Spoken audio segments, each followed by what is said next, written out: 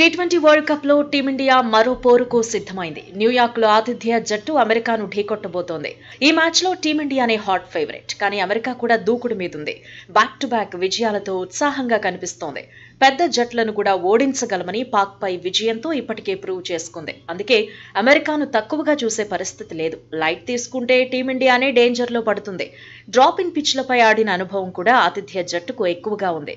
భారత సంతతికి చెందిన ఆటగాళ్లు సైతం యుఎస్ఏకు కీలకంగా నిలుస్తున్నారు. దీంతో టీమిండియా అమెరికా మ్యాచ్ హోరాహోరీగా సాగడం ఖాయమని అంచనాలు ఉన్నాయి.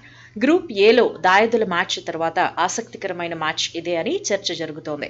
టీమిండియా మాత్రం తన పని తాను చేసుకుపోవాలనుకుంటోంది. ప్రస్తుతం వరుసగా 2 మ్యాచ్ల్లో గెలవడంతో రోహిత్ సేనలో కాన్ఫిడెన్స్ పెరిగింది. బలహీనతలపై దృష్టి పెట్టి ప్రత్యర్థి జట్టుపై పంజా విసరాలనుకుంటోంది. పాకిస్తాన్ పై 119 పరుగులను డిఫెండ్ చేసుకున్న టీమిండియా అదే ఊపును కొనసాగించాలనుకుంటోంది. అయితే టీ20 వరల్డ్ కప్ నుంచే అమెరికా తన ప్రతాపం చూపిస్తోంది. బంగ్లాదేశ్ తో సిరీస్ లో అద్దరకొట్టింది. ఏకంగా 2-1తో సిరీస్ ను కొట్టింది. టీ20 వరల్డ్ కప్ లో ఆడిన తొలి మ్యాచ్ లో కెనడాను చిత్తు చేసింది. తొలుత బ్యాటింగ్ చేసిన కెనడా భారీ స్కోర్ సాధించినా అమెరికా వెనక్కి తగ్గలేదు. మరో 14 బంతులుండగానే 195 పరుగుల టార్గెట్ ను అందుకుంది. కెనడాపై విజయం తర్వాత అమెరికా జోరు పెరిగింది. టీ20 వరల్డ్ కప్ లో ఫేవరెట్ గా దిగిన పాకిస్తాన్ పై 159 పరుగుల టార్గెట్ ను సమన్ చేసింది. ఎక్కువగా అనుభవం లేకపోయినా సూపర్ ఓవర్ లో విక్టరీ కొట్టింది. అందుకే అమెరికాపై ప్రత్యేక వ్యూహాలతో బరిలో దిగేందుకు టీమిండియా సిద్ధమవుతోంది. భారత జట్టుకు జస్ప్రీత్ బుమ్రా, రిషబ్ పంత్ కీలకం కాబోతున్నారు. 2022 టీ20 వరల్డ్ కప్ నుంచి చూస్తే పవర్ ప్లేలోనే తన 40% ఓవర్లను బుమ్రా వేశాడు. అందులో ఎకానమీ రేట్ 5.36 మాత్రమే. యావరేజ్ 16.75.